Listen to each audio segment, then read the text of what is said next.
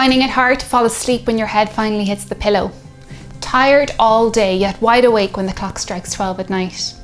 Well, you're not alone, and not all hope is lost. There is an element of practice and skill that goes into building good sleeping habits, and today we will look at the top 12 tips to help you get a better night's sleep. Welcome back, guys. I'm Didi and I'm a registered dietitian with Didititian.com. Now, in my last two videos we looked at how we can boost our energy levels during the day, and we investigated the effects of our diet on our sleep. So you can find the links for those videos in the description box below. In today's video, we will turn to the tips and tricks that sleep experts recommend will help you get those much needed 7 to 8 hours of sleep. The term sleep hygiene refers to the habits that we have when it comes to sleep and bedtime routines.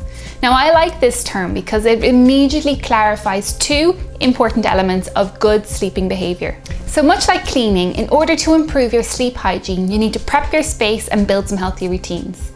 Someone who stays up all night watching TV and scrolling through their social media, waiting to get tired before going to sleep, likely has poor sleep hygiene. Going to bed at different times each night and keeping their minds stimulated with TV and social media means that they may find it hard to fall into a routine, and they will see their minds buzzing by the time they get to bed. Now, compare this to an example of good sleep hygiene. After dinner, you spend some time watching TV. At 9 p.m, you turn off the TV and start dimming the lights in the house. You start preparing your clothes for the next day, maybe pack a lunch. By 10 p.m, you put on your pajamas and pick up your book, and by 10:30 you find yourself yawning and put your book back down. Perhaps you play a 10-minute guided meditation while you lay in bed, and within minutes you drift off, getting your 8 hours of much needed shut-eye by the time your alarm rings at 6:45. This example has many of the elements of good sleep hygiene.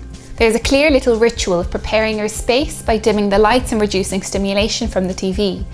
And the routine of a set bedtime and spending some time reading before bed will help to calm the mind and prepare the body for sleep. So if good sleep hygiene is all about prepping your space and tidying up your routines, what can I do to clean up my own sleeping habits? Well, firstly, let's have a look at how we can shape our environment to prepare ourselves for sleep. So sleep tip number 1, dim those lights. Humans are programmed to sleep at night and be awake during the day. Now, in the days before electricity, the setting sun started preparing our bodies for sleep by releasing hormones that allow us to wind down and get sleepy. Yet we are now tricking our bodies into staying up much later by mimicking that daytime sunlight. We light up our houses and often stare at bright TVs, computers and phones until our head hits that pillow. I mean, no wonder our bodies are not ready to sleep once we put the phone down and turn off the bedside light. Our hormones never got the memo that the sun had set 3 hours ago. So for at least 1 hour before you hope to get some sleep, try dimming the lights in the house. Avoid using brightly lit phones and computers during this time as well. And once you do get to bed, make sure that the room is as dark as possible. Your sleep hormones will finally be able to do what they were designed to do: get you snoozing when the sun or lights have set. Sleep tip number 2, keep the noise down. Allow your thoughts to settle by keeping your bedroom quiet. If you are distracted by noise coming from outside, wear earplugs or perhaps consider using something called white noise to drown out any other noises. Now, this could be something physical in the room, such as a fan, or you can find actual white noise CDs or tracks online. Sleep tip number 3, get the temperature right. Now, being too hot or cold can take its toll on your sleep quality. Studies show that the optimal sleeping temperatures are anywhere between 18 to 22 degrees Celsius. Sleep tip number 4, use your bedroom for sleeping. Getting into bed should be a little signal to your brain that it's time to rest and recharge. So try to keep your bed a place where you go to relax and sleep. If you spend your time scrolling social media, watching movies or doing work in bed, the little signal to your brain may get a little blurry and it will be more difficult to get to sleep. Sleep tip number 5, avoid screen time an hour before bed. Screens, be it TVs, computers or phones, stimulate our brains and make it harder for us to calm our racing minds down. Not only does the light from our screens keep our sleep hormones at bay, but our minds remain active. Switch off those screens and give your thoughts the time they need to wind down before bed. Sleep tip number 6, unwind and relax. The stresses of the day can cloud your thoughts and leave you feeling tense and anxious. Stress can be incredibly difficult to overcome, but there are a few things that you can do to help yourself to unwind. Talking to others about your concerns and worries can be useful. And some people find that writing down their own thoughts and worries in a little notebook helps them to clear their minds before sleep. Some gentle stretching exercises or a warm bath may actually help to relax your body before going to bed, and the smell of lavender may help to relax the mind. Mindfulness meditations are also a great way to clear your head and relax your body, and there is lots of apps and videos online these days that can help you learn these techniques.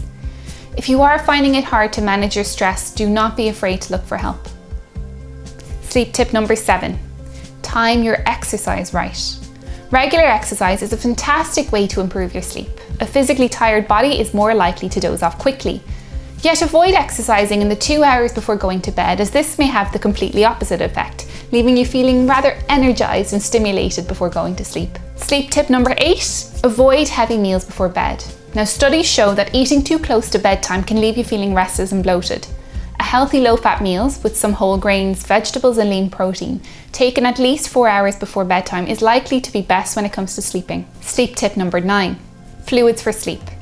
Firstly, staying well hydrated throughout the day is a great way to boost your energy levels. Yet some people find that drinking the majority of their fluid needs in the evening can disrupt their sleep with annoying toilet trips. So try to spread out your fluids over the course of the day, starting off your morning maybe with a big glass of water, rather than ending your day with one. And we already mentioned this in our first video, but caffeine is a great way to boost energy levels during the day. However, it can keep us tossing and turning when trying to fall asleep. So avoid caffeinated drinks such as tea, coffee and energy drinks after 2 to 3 p.m. to help you get to sleep quicker. And on a side note, although alcohol is thought to help you fall asleep, studies show that sleep quality is severely reduced when you consume alcohol before bed. So better avoid those evening tipples if you want to wake up refreshed in the morning.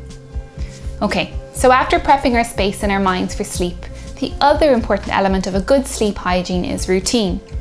Our sleep hormones run somewhat like a clock, and finding the right rhythm helps us to fall asleep quicker. Sleep tip number 10, set your bedtime, not just your alarm. By getting to bed at the same time every night and waking up at the same time in the morning, you will notice a huge improvement in your sleep. Your body clock will start to know when to produce those sleepy hormones, which will help you to fall asleep when you hit that pillow. Sleep tip number 11, create a bedtime ritual. Now, develop a bedtime routine that helps you to relax and prepare for going to sleep. It can involve several of the tips we've discussed so far. So for example, maybe dimming the lights half an hour before bed, spending a certain amount of time reading, and then listening to a 10-minute mindfulness meditation. Again, this helps our body to prepare for sleep and will get those sleep hormones flowing. And sleep tip number 12, make sleep a priority. Our final tip today is to make your sleep a priority. As tempting as it may be to watch that one extra episode of the show you're obsessing with, or to stay up talking to your friends online, if you do not prioritize getting enough hours of sleep, it simply won't happen. Set one little sleeping goal each week, be it to go to bed at an earlier time or to start a meditation before bed, for example, and stick with it. Build on your good habits, and over time you may be reaping all the benefits that a good night's sleep will bring you. So, good sleeping hygiene is about getting our environment prepped and building some routines into our evenings to help keep that body clock ticking at the right pace. It's about dimming lights, keeping down noise, and getting the temperature right. It's about dedicating our bedroom to relaxing and sleeping, and staying away from screens before bed. Exercise and diet do play their parts, as long as they are timed right. Get to bed at a set time every night and build your own bedtime rituals into your evening to help you prepare for sleep. And most importantly, see sleep as the priority it should be. You'll wake up refreshed and ready to take on your day if you do. So guys, over the past 3 videos, we have looked at how we can fuel our bodies to boost those energy levels. We've reviewed what the links are between sleeping and our weights, and we have explored the top 12 tips to help us get a better night's sleep. Now, I challenge you to set yourself one goal, be it as big or as small as you feel able, that will help you to improve your energy levels and sleep. Make it realistic and make it specific, but most of all, make it happen. So thank you so much for watching, guys, and my next videos are going to have a look at how to get into that summer mood with some great summertime health hacks. We'll be looking at how to use the summer to our advantage when it comes to building healthy summer habits. We'll also have a look at how holidays can affect our health, and we'll learn a little bit about how to keep our tummy safe from food poisoning while traveling and when throwing a summer barbecue. And I'll share with you my top reasons why summer is my favorite foodie time of the year. Be sure to subscribe to my channel and hit that little bell button on my channel page to get notified when those next videos come out. I hope to catch you on my Facebook, Twitter and Pinterest pages where I'll keep the conversation going until my next video. So see you guys then. Bye!